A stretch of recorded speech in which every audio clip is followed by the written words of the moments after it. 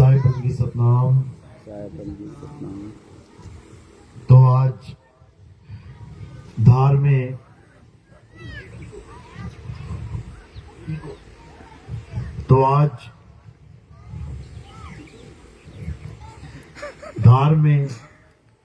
परम पिता परमात्मा के मूल ज्ञान का प्रचार होने जा रहा है। बहुत बड़े भाग हैं उन जीवों के जो अपने जीवन काल में एक बार भी इस मूल ज्ञान को सुन पाते हैं, और उससे भी बड़े भाग होते हैं उन जीवों के जो इस मूल ज्ञान को थोड़ा सा भी समझ पाते हैं। क्योंकि सुनना आसान है, आए बैठे एक दो घंटा सुन के चले गए, लेकिन इस ज्ञान को समझना बहुत बहुत टेढ़ी खीर है, बहुत मुश्किल है। जिस पर मालिक की कृपा होती है, जिस पर बंदी छोड़ की दया होती है, केवल वही इस ज्ञान को समझ पाता है। नहीं तो सारी उम्र भी सत्संग सुनता रहे तब भी समझ में नहीं आता। कितने लोगों के फोन आते हैं, गुरुजी 5 साल हो गए लगातार सत्संग सुन रहा हूं, अब जाके समझ में आया, अब नाम दीक्षा लेना चाहता हूं। यानी 5 साल तक सुनते सुनते समझ में ही नहीं आ रहा था उसे हो क्या रहा है, बता क्या रहे हैं, ये ऐसा ज्ञान है। लेकिन कई ऐसे भी होते हैं जो एक ही सत्संग सुन के कहते हैं जो चाहिए था मिल गया। उनको विवेकी हंस कहते हैं, वो परमात्मा के विवेकी हंस है। तो आज का जो सत्संग है वो सब हंसों को विवेकी बनाने के लिए है। ऐसा नहीं है कि जो बाद में समझ रहा है वो मालिक का जीव नहीं है, वो भी मालिक का ही जीव है, और जो एक सत्संग में ही समझ जा रहा है वो भी मालिक का जीव है। बस कृपा बंदी छोड़ की बनी रहे, दोनों विवेक को जगाएं और इस भवसागर से पार हो जाएं, यही मैं अरदास करता हूं मालिक से। तो आज का सत्संग शुरू करने से पहले परमात्मा के नाम पे जयकारा लगाएंगे और फिर सत्संग शुरू करेंगे। बोलिए परम पिता परमात्मा की, सदगुरु बंदी छोड़ कबीर साहिब की, सभी संतों की, सभी भक्तों की, सत्संग कराने वालों की, इस गांव नगर बस्ती की, आज के आनंद की, सकल हंस को बंदगी साहेब बंदगी सतनाम सतनाम। तो आज का जो मुद्दा होगा सत्संग का वो बस एक ही है, सत्य सत्य का निर्णय। क्योंकि युगों युगों से हम भक्ति तो करते आ रहे हैं, ऐसा कोई युग नहीं गया, ऐसा कोई जन्म नहीं गया जिसमें हमने भक्ति ना की हो, जिसमें हमने परमात्मा के नाम ना जपे हो, जिसमें हमने यज्ञ हवन पूजा पाठ नित नेम गंगा स्नान जमुना स्नान पता नहीं क्या क्या नहीं किया, सब कुछ कर डाला। उसका फल क्या मिला? आज भी यहीं बैठे हुए हैं। अगर उसका फल मोक्षदायक मुक्तिदायक होता तो वो सब करके हम कब के निकल गए होते, लेकिन सारा कुछ कर लिया, सब कुछ कर डाला, फिर भी आज यहीं के यहीं बैठे हुए हैं। इसका मतलब कि जो कुछ भी किया उससे बात नहीं बनी। सतयुग में खूब नाम जपा, खूब हवन यज्ञ किए, खूब पूजा पाठ किया। त्रेता में आ गए, त्रेता में खूब हवन यज्ञ किए, खूब पूजा पाठ किया, खूब नाम जपा। द्वापर में आ गए, द्वापर में खूब नाम जपा, खूब हवन किए, खूब पूजा पाठ किया। अब कलयुग में आ गए। अगर अब कलयुग में भी खूब नाम जपेंगे, खूब पूजा पाठ करेंगे, खूब हवन यज्ञ करेंगे तो फिर वापस आ जाएंगे। तो इसलिए अब क्या करना है? अब वो करना है जो कभी नहीं किया। और क्या छोड़ना है? अब वो छोड़ना है जो हमेशा से करते आए हैं। बस 2 चीजें याद रखो। क्या छोड़ना है? ये नाम जाप छोड़ना है, ये राम राम जपना, ये राधे राधे जपना, ये अल्लाहू अल्लाहू जपना, ये वाहेगुरु वाहेगुरु जपना, ये कबीर कबीर जपना, ये सतनाम सतनाम जपना, ये अजर नाम अमर नाम, ये नाम वो नाम, सब नाम छोड़ने हैं। ये छोड़ने हैं। जिनको छोड़ना था उन्हें पकड़ा दिया गया, और जिसको जनवाना था वो छुपा लिया गया। क्या बताना था? किस चीज का ज्ञान देना था? आत्मा का ज्ञान देना था।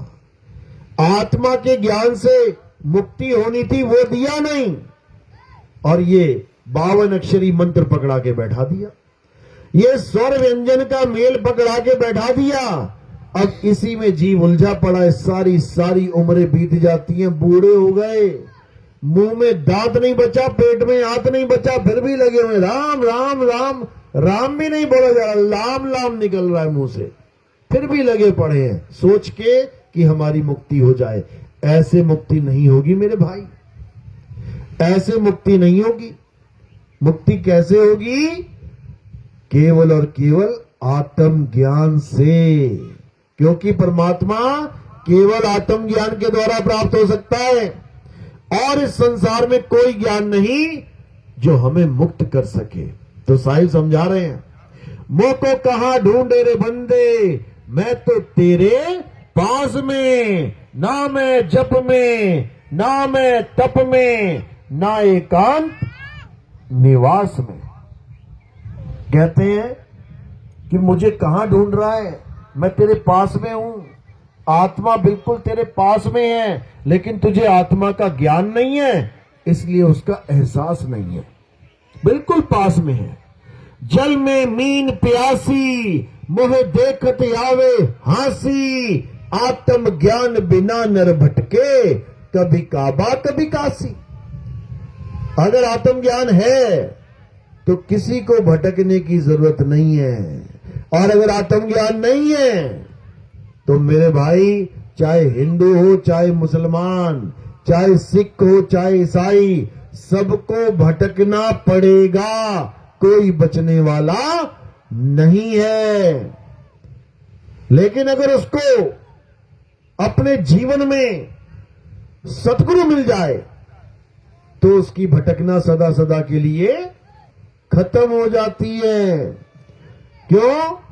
क्योंकि सतगुरु उसको वो ज्ञान दे देता है जिससे उसका कल्याण होता है। कौन सा ज्ञान? मूल ज्ञान। और ये मूल ज्ञान देने वाला कौन है? वो बंदी छोड़ है। केवल बंदी छोड़ सतगुरु कबीर साहब इस पूरे संसार के संतों को, ये नहीं कि केवल यूपी में आए थे, वो अरब देश के संतों को, वो अंग्रेजों को, वो जापानियों को, वो ताइवानियों को, वो रशिया को, सारे संसार में जितने भी संत हैं, अगर किसी को भी मूल ज्ञान प्राप्त हुआ है तो वो केवल और केवल कबीर साहब के द्वारा प्राप्त हुआ है। कबीर साहब को गलती से ये मत समझने लग जाना कि ये भारत में पैदा हुए थे, भारत में मर गए।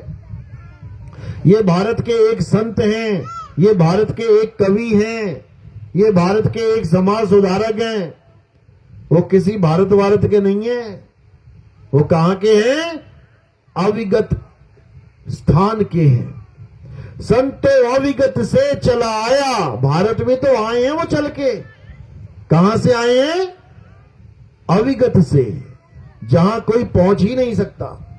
संतो अविगत से चला आया, कोई मेरा भेद मरम ना पाया, ना हम लीना गर्भ बसेरा, बालक होए दिखलाया, संतो अविगत से चला आया। बालक होके दिखाया कहां पे? काशी में, लहर तारा तालाब पे, कमल के फूल के ऊपर बालक के रूप में बैठे हुए। नीरू नीमा दो मुस्लिम जुलाहे वहां से गुजर रहे थे, बच्चे के रोने की आवाज आई, तालाब पे गए तो देखा बच्चा है, उठा के घर ले गए। तो इस कारण वो उसके माता पिता कहलाए, ना कि कबीर साहब के असली माता पिता थे। अरे माता पिता मेरे कछु नाही, और ना मेरे घर दासी, जुल्हे का सुत आन कहाया, जगत करे मेरी हंसी।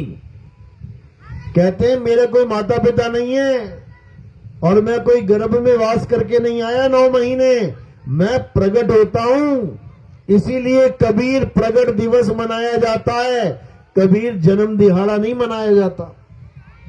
वो प्रकट होते हैं प्रकट यानी तुम्हारी आंखों के सामने एकदम प्रकट हो जाएंगे, मां के गर्भ में से नहीं आएंगे वो, समझ लो।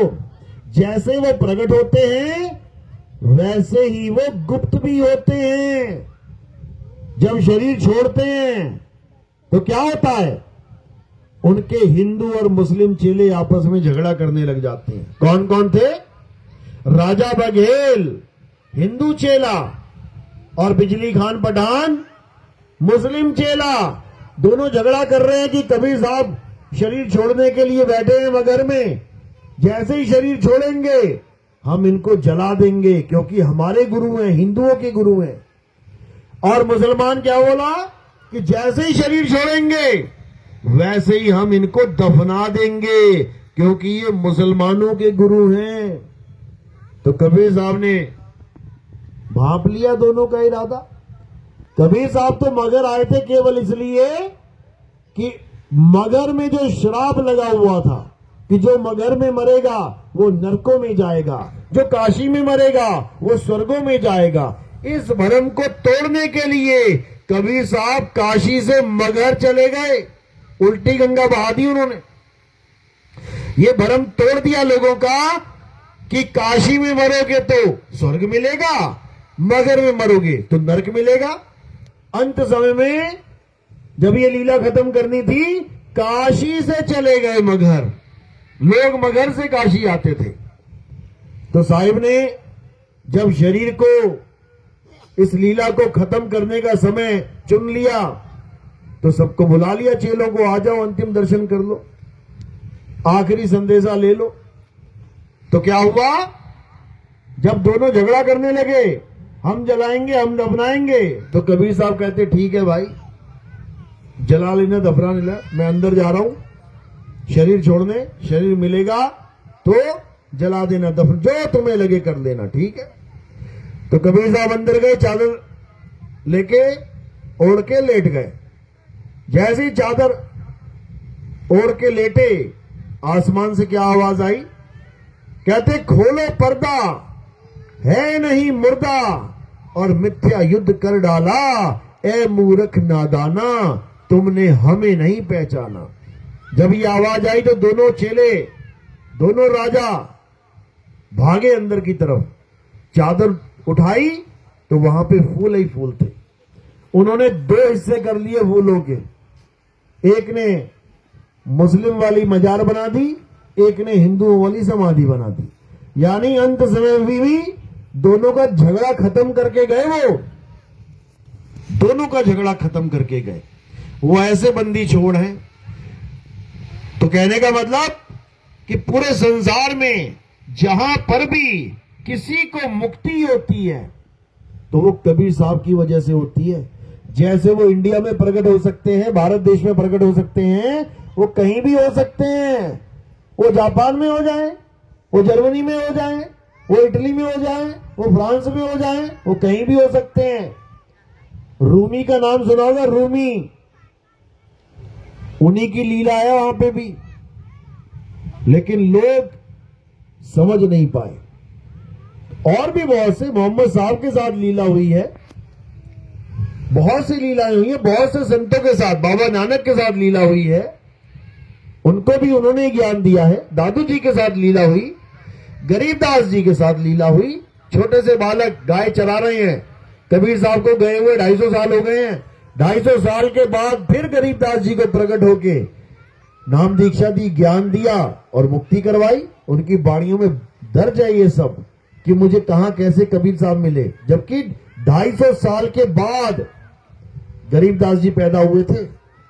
तो कबीर साहब वो है जिनका कोई आदि अंत नहीं है, वो कभी भी कहीं भी प्रकट होके हमें मूल ज्ञान देते हैं। तो अभी कहां प्रकट हुए, 13वां पंथ चलाने के लिए मदन साहिब के पास। सतगुरु मदन साहिब को कबीर साहब ने प्रकट दर्शन दिए और उनको समझाया कि यही वो पंथ है मदन, जो अब चलेगा, जो पूरे संसार में सत्य का डंका बजाएगा, मूल ज्ञान का झंडा गाड़ेगा। तो मदन साहिब कहते हैं कि मैं अकेला कैसे करूंगा इतना काम। तो उन्होंने कहा तुम नहीं करोगे, तुम करो अपना काम जो करना है। तुम्हारे ही पंथ में एक ऐसा संत आएगा, एक ऐसा समय आएगा जहां पर पूरे विश्व को एक करने की बात चलेगी और मैं वहां पर उसके सिर पे बैठूंगा आके। ये वाणी अभिनंदन ग्रंथ में जहां पर मदन साहिब और कबीर साहब की वार्तालाप है, उसमें बिल्कुल स्पष्ट बता रखा है, केवल विवेकी हंसों के लिए, ये आम जनता के लिए नहीं है। यानी जिसको सत्य से कुछ लेना देना नहीं है उसके लिए नहीं है, ये उन खोजी पुरुषों के लिए है जो सच में सत्य को जानना चाहते हैं, जो परमात्मा को पाना चाहते हैं। तो क्या कहते हैं, चौथी गद्दी होई उतारा, डंका बाजी सब संसारा, हम ही उनके सिर बैठ आई और वासे पार कोई नहीं पाई। यानी वो ज्ञान जो ऐसा खुलेगा, उसके बाद उस ज्ञान को कोई काटेगा तो क्या, बल्कि उसकी नकल मार मार के सारे वही ज्ञान बोलने लग जाएंगे। देखो आ गया समय। आज पत्थर पूजने वाला भी आत्मा आत्मा करता नहीं थक रहा है। आज सरगुण निर्गुण का पुजारी आत्मा आत्मा करता नहीं थक रहा है। आज नदियों में नहाने वाला, उसको मुक्ति मानने वाला आत्मा आत्मा करता नहीं थक रहा है। ये हाल हो गया है।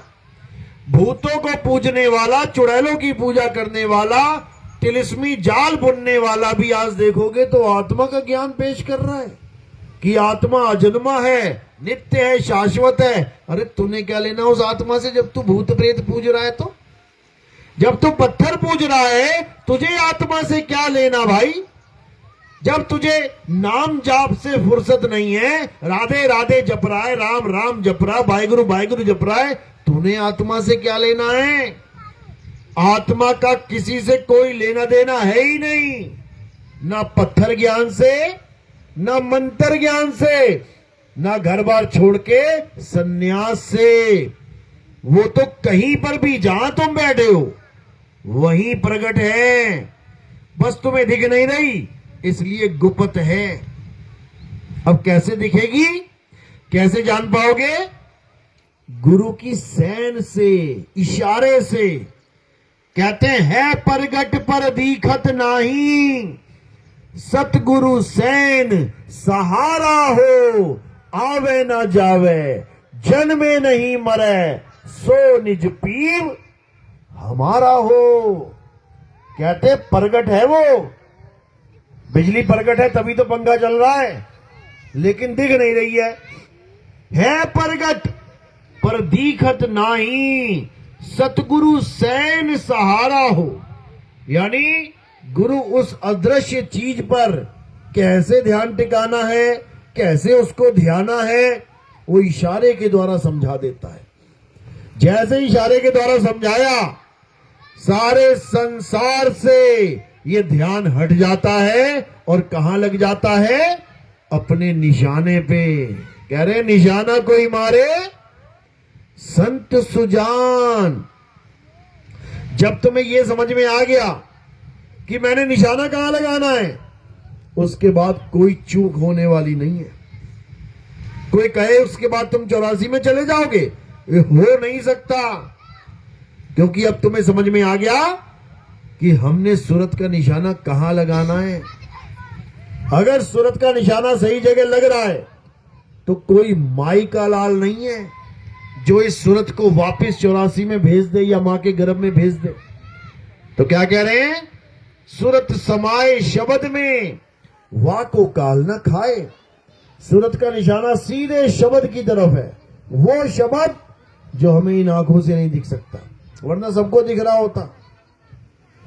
उस शब्द में सूरत को लगाना है और अपने आत्मा का कल्याण करना है, इस जीव का कल्याण करना है। तो कैसे होगा?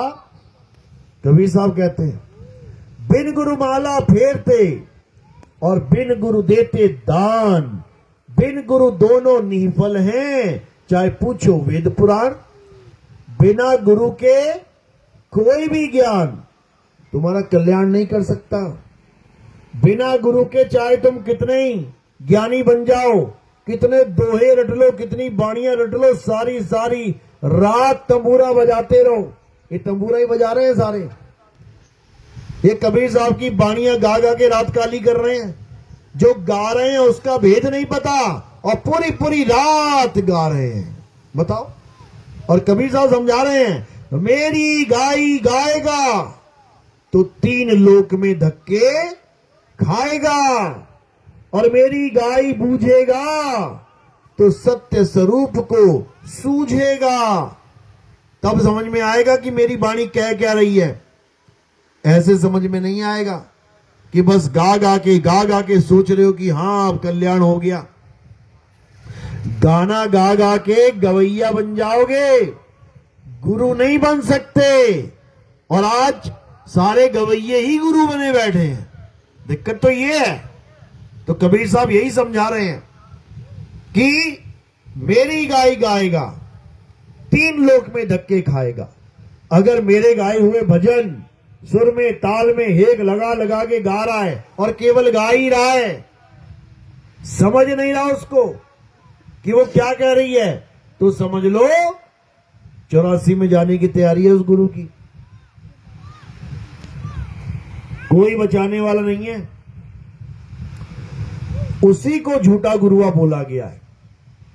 झूठा गुरु अजगर बना, लख 84 जाए, और सारी संगत चींटी बनी, तोड़ तोड़ के खाए। अभी तो अच्छा लग रहा है, गुरुजी बन के बैठ गए। कबीर साहब के फ्री के भजन लाख लाख रुपया ले रहे हैं गाने के, रात रात का फ्री के भजन। ना लिखने पड़े ना सोचने पड़े, बने बनाए पकी पकाई रोटी सामने आ गई। बस तंबूरा बजाया और सुर लगाया, 1 लाख रुपए कमाया फ्री के भजनों से। अरे खुद लिखा होता, खुद कलम घिसाई होती, बुद्धि लगाई होती, तब कमाई की होती, समझ में आता। गा कोई गया, लिख कोई गया, लिखवा कोई गया, गा के ये होशियार बने हुए सारे। ये सब अज्ञान है भाई। ये अंत समय में समझ में आएगा, अभी नहीं समझ में आएगा। ये माया इतनी शातिर है, ये सारी उम्र यही करवाती रहेगी और पता भी नहीं लगने देगी कि तुम्हारी हालत खराब होने वाली है। ये तो जब लास्ट आएगा, जब अपने पुराने समय को याद करेगा, क्या करता रहा मैं सारी उम्र, तब सिर पे हाथ रख के रोएगा। तब होने वाला नहीं है कुछ। अभी जागना है, अभी। मैं कहता हूं जागत रही हो और तू जाता है सोई रे, तेरा मेरा मनवा कैसे खोई रे। मैं जगा रहा हूं कि ये भजन वजन मत गा, ये आरतियां मत गा। सुबह से लेकर शाम तक आरतियां गा रहा है। आरतियों में भजन में जो रहस्य छुपे हुए हैं उसको जान। अहंकार अभिमान बिडारा, घटका चौका किया उजियारा। वाणी में घटका चौका बोला गया और ये अपना आरती चौका लगा के बैठ गए। वाणी को समझ नहीं रहे हैं ये लोग, केवल वाणी को पढ़ के बुद्धि लगा रहे हैं कि क्या हो सकता है। अरे वो भेद की वाणी है भाई, वो केवल वेदी गुरु समझ सकता है। तुम दिल्ली गए हो, दिल्ली देखा है, दिल्ली के बारे में अगर कोई कुछ लिखता है तो वो उसके बारे में पढ़कर भी नहीं जान सकता जो कभी दिल्ली गया ही नहीं। वो क्या जाने, जो गया है वो एक एक बात समझ रहा। अच्छा ये लाल किले की बात लिखी है, अच्छा वो इंडिया गेट की बात लिखी है, हर चीज समझ सकता है। तो कबीर साहब की जो बाणियां हैं ये भेद बाणियां हैं, रहस्यमयी ज्ञान है ये। इसी के लिए कबीर साहब ने बोला है कि जब तक तुम्हारे जीवन में वेदी गुरु नहीं आ गया तब तक ये भेद तुम्हें समझ में आने वाले नहीं है, वो वस्तु का ज्ञान होने वाला नहीं है, क्योंकि तुम नाम जाप में उलझ गए हो, वस्तु खोजने में नहीं। अगर वस्तु में खोजने में लगे होते तो पक्का मिलती। भले पूरा जन्म खोज लेते फिर भी मालिक दया करता, जरूर तुम्हें सैन देता और तुम्हारी खोज पूरी करता। अकेले तो नहीं खोज सकते, लेकिन सैन के द्वारा तुम उसे खोज सकते हो। तो कह रहे हैं वस्तु कहीं और खोजे कहीं, कैसे लागे हाथ, और गुप्त वस्तु तब मिले, भेदी लीजे साथ। भेदी लीना साथ में, अरे दीनी वस्तु लखाए, कोटि जन्म का पंथ था, पल में पहुंचा जाए। करोड़ों जन्म बीत गए हमारे इस वस्तु को ढूंढते ढूंढते, ये वस्तु ना हाथ लगी किसी के। क्यों? क्योंकि हम वस्तु के नाम में उलझ गए, हम नाम के चक्कर में अटक गए। और जब तक नाम के चक्कर में अटकेंगे तब तक हमें वस्तु मिलने वाली नहीं है। तो क्या कह रहे हैं साहेब? सोई गुरु पूरा कहावे, जो दो अक्षर का भेद बतावे, एक छुड़ावे एक लखावे, तब प्राणी निज घर को जावे। कहते हैं सच्चा गुरु वो है जो दो प्रकार के अक्षरों का भेद बता दे। एक अक्षर, ये 52 अक्षर, ये मुंह से निकलने वाले अक्षर, ये हिंदी पंजाबी उर्दू फारसी जर्मन जापानी चाइनीज, ये सारे अक्षर। और एक आदि अक्षर जो 52 से परे है, जो बोलने लिखने पढ़ने से परे है, उसको जानना है। जो 52 है वो जीभ के आधार से बोले जाते हैं। जीभ कट गई तो समझ लो 52 का खेल खत्म हो गया। अब क्या बोलोगे? तो कह रहे 52 अक्षर जीव आधारा, आदि अक्षर जीभ्या से न्यारा, वाही को सत सिमरण कहिए, और सिमर सिमर नर उतरो पारा। यानी इस भवसागर से पार उतरने के लिए तुम्हारे पास केवल एक रास्ता है, और वो क्या है? सत्य का सिमरण, यानी आत्मा का सिमरण। कैसे करेंगे? आत्मज्ञानी गुरु मिलेगा जब। इसी को गीता में समझाया। हे अर्जुन, इस दुनिया में दो प्रकार के तत्व हैं, एक असत्य और एक सत्य। असत्य क्या है? जो इन आंखों से दिखाई दे, जो तुम्हारी दृष्टि में आ गया, वो असत्य है। जो पल पल बदले, असत्य है। जो सदा एक सा ना रहे, असत्य है। जो ना जन्मे ना मरे, वो सत्य है। उसको जानो। जो जन्मे और मर जाए, असत्य है, उसको छोड़ो। यही समझा रहे हैं कबीर साहब। इसी की बात कर रहे हैं कि जब लगना चीनोगे आत्म, तब लगना मिली है परमात्म। तुम सत्य को पाना चाहते हो, पहले आत्मा रूपी सत्य को जानो। जब उसमें खोजोगे तो क्या मिलेगा? तेरा साईं तुझ में है, तेरा साईं मिलेगा तुझे जब उस आत्मा को खोजोगे। लेकिन आत्मा को तो कोई खोज नहीं रहा, और 52 अक्षरों के नाम जप के कह रहे हैं कि मुक्ति हो जाएगी। मुक्ति नहीं हो जाएगी, गर्भ जोन मिल जाएगी। तो साहिब समझा रहे हैं, अरे बचना चाहो काल जाल से, तो चीनो शब्द हमारा। और कहे कबीर, अमर कर राखूं जो निज होए हमारा। यानी अगर तुम 100% मेरे हो गए, यानी तुम केवल मेरे बताए रास्ते पर चले, मेरे लखाए हुए शब्द पर ध्यान टिका गए, तो समझ लो कि तुम्हें कोई माई का लालच दोबारा गर्भ जून में लाने वाला नहीं है। तुम्हारी सदा सदा के लिए मुक्ति हो जाएगी। लेकिन दुर्भाग्य है कि गीता पढ़ने वाले, गीता पढ़ाने वाले खुद नहीं जान पाए कि सत्य कहते किसे हैं। वो गीता पढ़ने के बाद हरे राम हरे कृष्णा दे के चले जाते हैं। दुख होता है, दुख होता है कि जीव कितनी मुश्किल से इंसान जन्म को प्राप्त करके बैठा है, और ये गुरुआ लोग चंद पैसों के कारण हमारा जन्म बर्बाद कर देते हैं। चंद पैसों के कारण क्यों? क्योंकि ये गुरुवाई पैसों के लिए करते हैं। अरे घर घर मंत्र देत फिरत हैं, माया के अभिमाना गुरुआ सहित शिष्य सब बूढ़े। अंतकाल पछताना साधो देखो ये जग बौराना। कहते हैं पागल हो गई दुनिया, ये गुरु लोग पागल हो गए हैं। ये पानी पीने की जगह पानी पानी पानी पानी पानी पानी का जाप दे रहे हैं।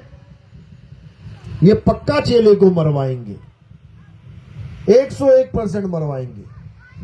जब उसको पानी ही नहीं दिया और केवल पानी पानी जपने की बात कर दी, वो प्यासा ही मर जाएगा।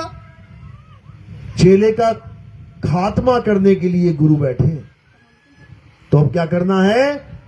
अब इन जपी तपी सन्यासियों से किनारा कर लेना है। बहुत नाम जप लिया, अब और जरूरत नहीं है। तो क्या करना है? अब नामों को त्याग के अपनी आत्मा को जानना है। 52 अक्षरों को त्याग के आदि अक्षर को जानना है।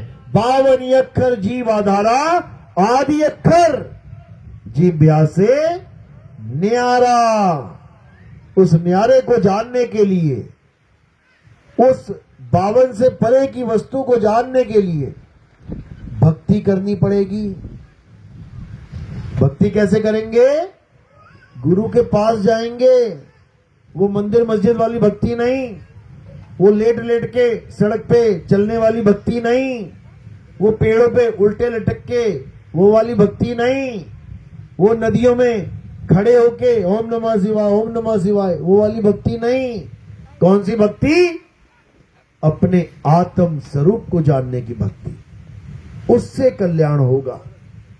जब तक वो नहीं, तब तक कुछ नहीं, कुछ भी नहीं है आपके पास। समझ लो। तो साहिब क्या समझा रहे हैं? कबीर वो धन संचिए जो आगे को होए, और सिर पे उठा के गाठड़ी जात न देखा कोई। कहते हैं माया की दौड़ में मत पड़। ठीक है, जितना परिवार को चाहिए खा कमा, लेकिन अपना पूरा समय केवल माया की दौड़ में मत लगा देना। अपना पूरा समय केवल दुनियावी चीजें इकट्ठी करने में मत लगा देना, क्योंकि कान से पकड़ के निकाल दिया जाएगा उस घर में से। 2 सेकंड का खेल है। एक अटैक आया नहीं और तुम्हारा चैप्टर क्लोज हुआ नहीं, उसके बाद कोई पूछेगा नहीं बात। तुम्हारा नाम ना लेगा हो साल साल 2-2 साल तक घर में, ऐसा हाल हो जाएगा। तो इसीलिए अब क्या करना है? अब केवल और केवल आत्म देव की पूजा करनी है। कौन से देव की? देवों के देव, महादेव। कौन? आत्म देव। आत्म देव की पूजा करनी है। गुरु ग्रंथ साहब में स्पष्ट वाणी है, आत्म देव पूजिए गुरु के सहज सुभाए। यानी अगर इस दुनिया में कोई पूजनीय है जिसको कोई मार नहीं सकता, काट नहीं सकता, जला नहीं सकता, दबा नहीं सकता, कुछ नहीं कर सकता, वो कौन है? आत्मा। आत्मा है वो। तो उसी आत्मा को जानने के लिए आप गुरु धारण करते हैं। अब कैसा गुरु करना है वो भी बताया हुआ है। क्या बोला उसमें? हे अर्जुन, अगर तुम सत्य को प्राप्त करना चाहते हो, अगर तुम अपनी आत्मा का ज्ञान प्राप्त करना चाहते हो, तो क्या करो? तुम ऐसे तत्वदर्शी संत की शरण में जाओ। अध्याय 4 36वां श्लोक 34वां श्लोक क्या कह रहे हैं? हे अर्जुन, अगर तुम सत्य को प्राप्त करना चाहते हो तो ऐसे गुरु की शरण में जाओ जिसने सत्य को प्राप्त कर लिया है, यानी जिसने अपनी आत्मा को जान लिया है। क्यों? क्योंकि आत्मा ही सत्य है। आत्मा ही सत्य है। जिसने अपनी आत्मा को जान लिया है, केवल वही तुम्हें तुम्हारी आत्मा का ज्ञान दे सकता है, अन्यथा और कोई नहीं दे सकता। उसी गुरु को आत्म ज्ञानी गुरु कहते हैं। और बाकी क्या है?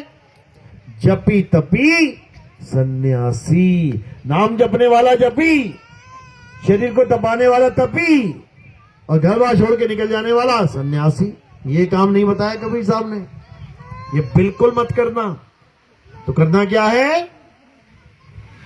अपनी आत्मा को जानना है। जिसने आत्मा को जान लिया, गुरु के बताए मार्ग पर जो चल पड़ा, उस पर आत्म की कृपा होनी ही होनी है। बस कभी जल्दी हो जाती है, कभी बहुत समय लग जाता है। उसका भी कारण है क्योंकि हमारा एक ध्यान देखो कितनी जगह अटका हुआ है, मकान में, दुकान में, बीवी में, बच्चों में, माँ में, बाप में, खेत में, खलिहान में, दुकान में, कितना कुछ फंसाने के लिए बना रखा है काल भगवान ने। और जब अंत समय आता है एक ही झटके में ये सुरता को वहां से खींच लेता है। अब सुरता बैग लगाती है, क्यों? जबरदस्ती खींचोगे किसी से तो बैग लगाएगी, अपने मन से दे दे तो बात अलग है। तो वहां पर सुरता क्या होती है? सुरती संसार में फंसी होती है। तो जब शरीर छूटता है दोबारा धारण करती है शरीर को। और सतगुरु क्या करता है? उसी सुरत को सारी उम्र अभ्यास में लगा देता है, मृत्यु के अभ्यास में। यानी सुरत अपने शरीर को छोड़ के शब्द में समा जाए, इस कार्य में लगा रहता है वो। तो अब क्या करना है?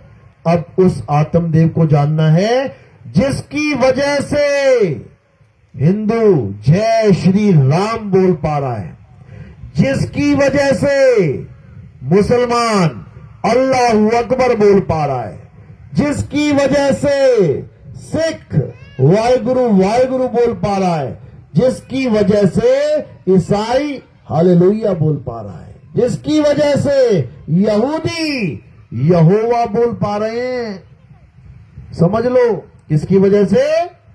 52 अक्षर की वजह से।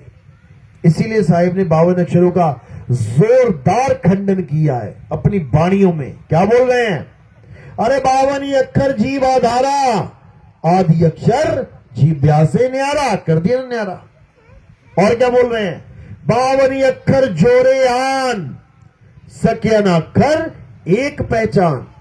सत का शब्द कबीरा कहे, पंडित होए सो अनपढ़ रहे। पंडित जन को एवं व्यवहार, और ज्ञानवंत को तत्व विचार। जो ज्ञानी पुरुष होगा उसको इससे कोई मतलब नहीं, सामने लड़का बैठा है कि लड़की, उसके लिए सब आत्मा है। एक भी ऐसा जीव नहीं है जो उसकी नजर में आदमी या औरत हो। समझो, वो सारे संसार को एक दृष्टि से देखेगा, एक दृष्टि, यानी कोई भेदभाव नहीं। तो समझा रहे बाबा नानक, गल्ली जोग न होई, एक दृष्टि कर समसर जाने, जोगी कहिए सोई, गल्ली जोग न होई। यानी बातों से जोग नहीं होगा कि कोई बातों से ज्ञानी बन जाए। जब तक अनुभव ज्ञान प्रकट नहीं हो गया, जब तक उसने खुद को नहीं जान लिया, वो तुमको भी नहीं जान सकता। तुम्हें जानने के लिए पहले उसे खुद को जानना पड़ेगा। इसी प्रकार मुझे जानने के लिए पहले तुम्हें खुद को जानना पड़ेगा, तब समझ में आएगा यहां सत्संग कर कौन रहा है। अभी तो ये शरीर दिख रहा होगा ना मिट्टी का, अभी तो लग रहा है बाबा जी बैठे हैं, ये हैं, ये कर रहे हैं सत्संग। तुम सोच भी नहीं सकते कि सत्संग कौन कर रहा है। कब जान पाओगे कि ये सत्संग कौन कर रहा है? जिस दिन तुम अपने आप को जान गए ना, उस दिन तुम्हें पता लगेगा बाप रे बाप ये कर रहे हैं सत्संग। इसलिए साहिब अपने स्वरूप पे जोर देते हैं, स्वरूप को जानो। और हमारा स्वरूप क्या है? शब्द है। उसी शब्द स्वरूप से ये सारे शब्द प्रकट हो रहे हैं। जो तुम्हें लग रहे हैं कि सत्संग कौन कर रहा है, तुम्हें लग रहा है शरीर कर रहा है, शरीर से प्रकट नहीं हो रही है। अरे हम है शब्द, शब्द हम माही, हमसे भिन्न और कछु नाही, शब्द न बिन से देही, और कहे कबीर हम शब्द स्नेही। समझा रहे हैं साहिब कि अगर मुझे तुमने दाढ़ी टोपी वाला ये आदमी, बूढ़ा आदमी, जवान आदमी वाला, ये छोटा सा बच्चा कमल के ऊपर बैठा हुआ, अगर इसे तुमने कबीर समझ लिया तो तुम नहीं जानते हम कौन हैं। ये तो काया है, भले तेजपुंज की है लेकिन है तो काया। मैं काया नहीं हूं तो कौन हूं? मैं शब्द हूं। अरे शब्द हमारा, तू शब्द का, सुन मत जा सरक, और जो चाहे निज रूप को तो शब्द ही ले परख। अगर तू अपने आप को जानना चाहता है तो मेरा बताया शब्द परख लेना। मैं ये 52 अक्षर देने नहीं आता कि 4 नाम 5 नाम 7 नाम देके कोई कहे कि मैं कबीरपंथी हो गया। तो क्या कह रहे हैं कि ये नाम मेरे वाले नाम नहीं है भाई, हमारा शब्द इन नामों से न्यारा है। तो कह रहे हैं 52 अक्षरों वाला खेल नहीं है यहां पे। अरे स्वर व्यंजन का मेल नहीं है, 52 का ये खेल नहीं है। ये 52 से परे का ज्ञान है। जन्मों जन्म बीत जाते हैं लोगों के ये सत्संग समझने में, लेकिन उनकी समझ में नहीं आते। क्यों? क्योंकि देह का इतना रंग चढ़ा पड़ा है, उन्हें देह पूजने की इतनी आदत पड़ गई है कि आत्मा की पूजा का नाम सुनते ही सोचते हैं यार आत्मा की पूजा कैसे करेंगे। अरे फालतू की बातें, ऐसा कुछ नहीं होता। चलो मंदिर चलते हैं, वो आसान है पूजना, लेकिन आत्मा को जानना ये बच्चों का खेल नहीं है। समझ लो, ये बच्चों का खेल नहीं है। इसीलिए साहिब को किसी ने पूछा तुम हिंदू हो कि मुसलमान? ना तुम मंदिर जाते हो ना तुम मस्जिद जाते हो, तुम हो क्या? तो साहिब क्या बोले? हिंदू और मुसलमान मैं दोनों नहीं हूं।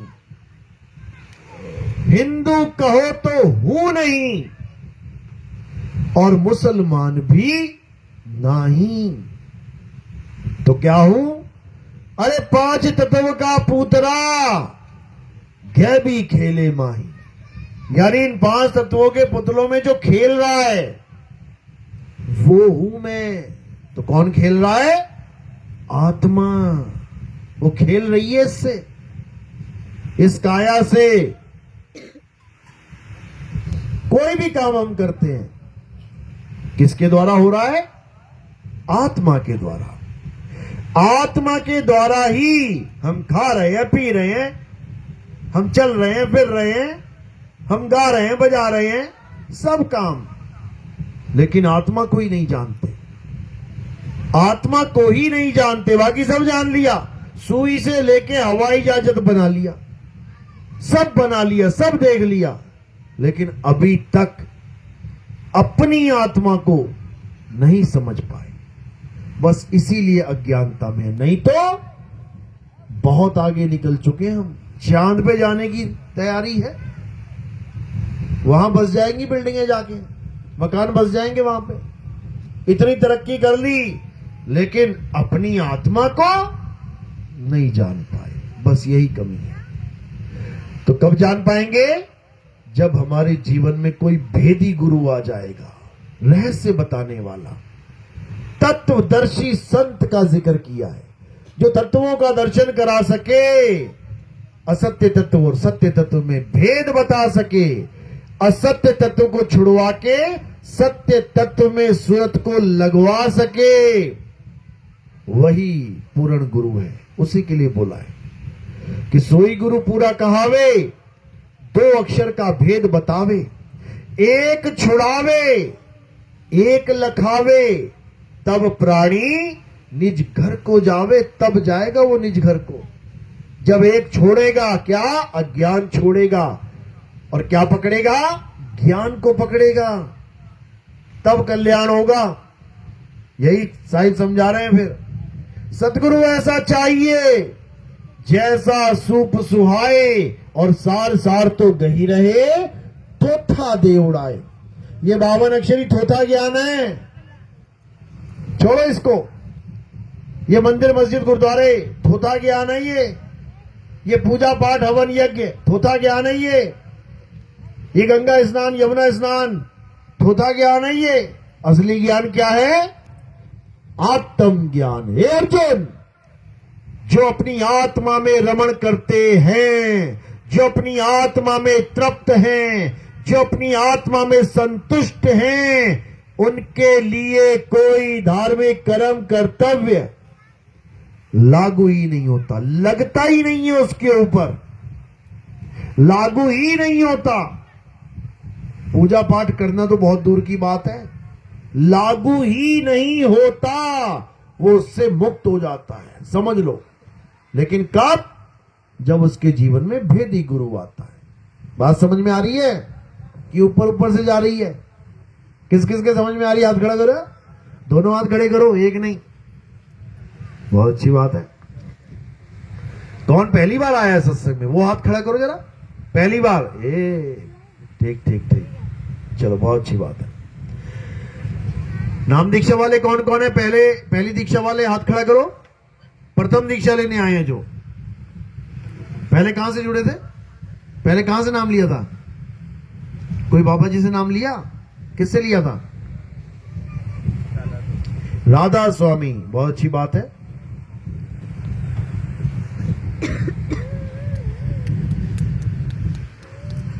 कितने साल रहे राधा स्वामी? कितने साल रहे राधा स्वामी में? काफी साल। आप कहां से थे? आप भी हो? कहां से? राधा स्वामी में। हाँ चलो। और कौन है प्रथम दीक्षा वाला? प्रथम दीक्षा कहां से जुड़े थे पहले? कबीर साहब से। फिर यहां किससे जुड़ने आए हो? जब पहले कबीर साहब से जुड़े तो यहां किससे जुड़ने आए हो? अच्छा, पहले कबीर साहब से जुड़े थे, अब मुझसे जुड़ने आए हैं। क्या नाम? 52 अक्षर दिए थे वहां पे, मंत्र जाप दिया था। जब तक कोई भी गुरु कबीर पंथी मंत्र जाप देता है, तब तक तुम कबीर साहब से नहीं जुड़े हो। किससे जुड़ गए? 52 अक्षर देने वाले से। और 52 अक्षर देने वाला कौन होता है? जो नर पड़े 52 के फेरा, सो नर जानो काल के चेरा। काल के पंथ में है वो जो 52 अक्षर दे रहा है। जब 52 का टूटे डोरा, सहजे छूटे काल झकोरा। फिर नहीं आए फिर नहीं जाए, सार शब्द में रहे समाये। तो जब असली कबीर पंथ में आते हैं तो क्या मिलता है? सार शब्द का भेद मिलता है। फिर ये 52 वाला खेल खत्म हो जाता है, समझे? तो 52 का क्या करना है? इसको निकालना है जीवन से। कैसे निकलेगा? पहली दीक्षा में हम जो ज्ञान देते हैं वो 52 अक्षर का ही ज्ञान देते हैं। कारण क्या है? एक तरफ कह रहे हैं 52 छोड़ दो, 52 छोड़ दो, दूसरी तरफ 52 दे रहे हैं। कारण क्या है? क्योंकि 52 तुम ले चुके हो, अब उसको खत्म करवाने के लिए 52 दिया जाता है। जैसे लोहे की पाइप को काटने के लिए क्या चाहिए? लोहे की ही आरी। सांप ने तुम्हें काट लिया, जहर तुम्हारे अंदर चला गया, अब क्या चाहिए? अब सांप के ही जहर से बनी हुई दवाई चाहिए, और वो भी उससे तगड़ा सांप हो, तब काटेगा जहर को। समझ लो। इसी प्रकार जैसे लोहे को लोहा काटता है, जहर को जहर काटता है, 52 को कौन काटेगा? 52 ही काटेगा। पुराने वाले गुरु के नाम 20-20 साल से जपते आ रहे हो, अंदर बस गए हैं, और मैं कह दूं छोड़ दो, भूल जाओ। भूल जाओगे क्या? वो 24 घंटा चल रहा है, वो लड़ी बन गई है उसकी। अब उसको कैसे रोकेंगे, कैसे तोड़ेंगे उसको? नए नाम देके। जैसे ही तुम नए नाम जपना शुरू करोगे तो पुराना वाला नाम कितनी बार आएगा बीच में? एक बार भी नहीं। उसका काम खत्म। जैसे तुम पहले जपते थे रावण रावण रावण रावण, अब तुम्हें 52 अक्षर में देंगे राम राम राम राम। तो जब तुम राम राम राम राम करोगे तो रावण कितनी बार बोलना है बीच में? एक बार भी नहीं। तो रावण का रंग उतर जाएगा और राम का रंग चढ़ जाएगा। उसके बाद ये वाले 52 भी छुड़वा दिए जाएंगे। इसको भी हटाओ, जाने दो। तब मिलेगा दूसरी दीक्षा का ज्ञान, जिसको कहते हैं ध्यान विदेही। यानी अब काया का, देह का ध्यान नहीं करना है, किसका ध्यान करना है? विदेही, यानी आत्मा का ध्यान करना है। वो हो जाएगी आपकी दूसरी दीक्षा। उस दीक्षा को किसी के साथ शेयर नहीं करना है, चाहे कोई कितना ही खास क्यों ना आ जाए। शांत रहो बस, चाहे पूरी दीक्षा वो खुद ही बोल दे, तब भी शांत रहो, अपना फर्ज निभाओ। हमें नहीं पता, गुरुजी से पूछो। तीसरी दीक्षा क्या है? तीसरी दीक्षा प्रगट दीक्षा होती है। जब ध्यान विदेही पे तुम अटल होके बैठते हो, यानी सूरत को अटल होके स्थिर करते हो, तब क्या होता है? नाम विदेही प्रगट होता है। समझ लो, ध्यान विदेह और नाम विदेहा, दो लख पावे मिटे संदेहा। जब दोनों का ज्ञान हो जाता है तो सारे संदेह, सारे भ्रम सब खत्म हो जाता है। तो इसी को साहिब ने बोला, जो तीसरी दीक्षा है वो प्रगट होती है। बलिहारी व घट की, जिस घट पर घट होई, वो प्रकट होगी तुम्हें। भक्ति करते करते करते वो शब्द गुरु प्रकट हो जाएगा और तुम्हारी पूरी सुरता उसमें समा जाएगी। तुम एक हो जाओगे, दो नहीं रहोगे। ऐसा अनमोल ज्ञान मिल जाएगा, ऐसा अनमोल अनुभव हो जाएगा कि निहाल हो जाओगे। लेकिन ये तब होगा जब गुरु की दया होगी, मालिक की दया होगी। तो क्या करना है? अब केवल आत्मा के आधार पे, केवल आत्मा को सत्य मान के चलना है और किसी को नहीं मानना है, किसी को भी नहीं। चलो, तो आज का सत्संग यही समाप्त करते हैं। जो प्रथम दीक्षा वाले हैं वो आगे आ जाओ, पहली दीक्षा वाले आगे बैठो आके यहां पे। और चरणामृत दिया जाता है हमारे यहाँ। हमारे यहाँ गंगा जमुना सरस्वती का पानी नहीं पिलाया जाता। हमारे यहाँ किसका जल पिलाया जाता है? चरणामृत दिया जाता है। उसके बाद कंठी पहनाई जाती है, तिलक लगाया जाता है। ये हमारे पंथ के नियम हैं। और पहली दीक्षा में 52 अक्षरी नाम दिए जाते हैं। 6 महीने तक खूब रटो। उसके बाद एक और परीक्षा होती है। उस परीक्षा में पास हो गए तो दूसरी दीक्षा मिल जाती है। नहीं पास हुए 6 महीने बैक लग जाता है। तो अच्छे से इसको करना है। चलो, बोलिए परमपिता परमात्मा की, सदगुरु बंदी छोड़ कबीर साहेब की, सभी संतों की, सभी भक्तों की, आज के आनंद की, सकल अंश को बंदगी साहेब, बंदगी सतनाम। एक काम करते हैं, दीक्षा अंदर ही करते हैं, यहाँ आरती कर लेते हैं अभी पहले। चलो, दीक्षा वाले अंदर मिलेंगे और क्योंकि सामान लाना पड़ेगा गाड़ी में से, तो आरती करके फ्री होके फिर करते हैं। अब आरती मूर्ति की नहीं होती, हमारे यहाँ आरती किसकी होती है? आत्मदेव की आरती होती है। हमारे यहाँ गुरु की आरती होती है, जीवित गुरु की आरती होती है। तो कैसे करनी है? एक एक करके आएंगे, थोड़े से फूल इतने से ये मेरे सिर के ऊपर रख देंगे। सिर के ऊपर क्यों रखे? क्योंकि पैर के अंगूठे से लेके सिर की चोटी तक क्या है? देह है, नाशवान देह। तो तुमने फूल कहां समर्पित करने हैं? देह से परे, काया से परे। तो ये किसको समर्पित हो गए? आत्मदेव को। तो एक एक करके आना है, फूल सिर पे रखना है। और कोई प्रचार में प्रसार में योगदान करना चाहेगा, सेवा देना चाहेगा, वो केवल चरणों में रखना है। फूल सिर पे और सेवा चरणों में, ये हमारे आश्रम का नियम है। तो आप सब खड़े हो जाएंगे, अब आरती लगाएंगे और सब